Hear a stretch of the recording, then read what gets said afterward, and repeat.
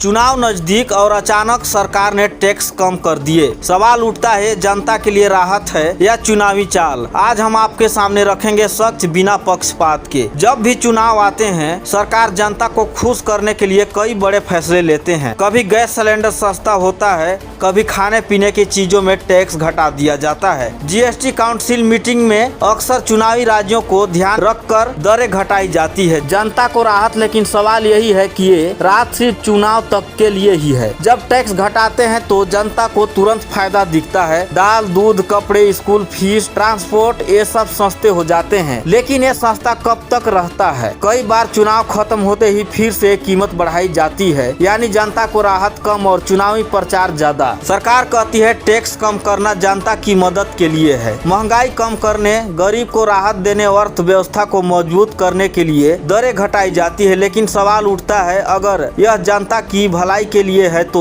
फिर राहत सिर्फ चुनाव से पहले ही क्यों मिलती है? इतिहास गवाह है, चाहे कोई भी पार्टी हो, चुनाव के वक्त टैक्स, सब्सिडी और राहत के लिए ऐलान तेजी से हो जाता है, क्योंकि वोट जीतने का सबसे आसान तरीका है जनता की जेब को तुरंत राहत देना। लेकिन असली चुनौती है स्थायी राहत। सिर्फ चुनाव टाइमिंग पर ही की गई कटौती से जनता का भरोसा टूटता है। तो अब सवाल सीधा है, टैक्स कटौती जनता की भलाई या सिर्फ चुनाव का खेल? क्या गरीब को सच में राहत मिल रही है या सिर्फ वोट बैंक को साधा जा रहा है? जनता सब देख रही है और जनता सब समझ रही है। सच यही है, टैक्स कम करना कभी कभी जरूरी भी होता है और कभी राजनीति भी। लेकिन ये जनता पर है कि वो समझे राहत कितनी स्थायी है और चुनावी रणनीति कितनी गहराई। आखिरकार फैसला जनता की अदालत में होगा और जनता के वोट ही बताएंगे कि टैक्स कटौती का राहत थी या चुनावी चाल।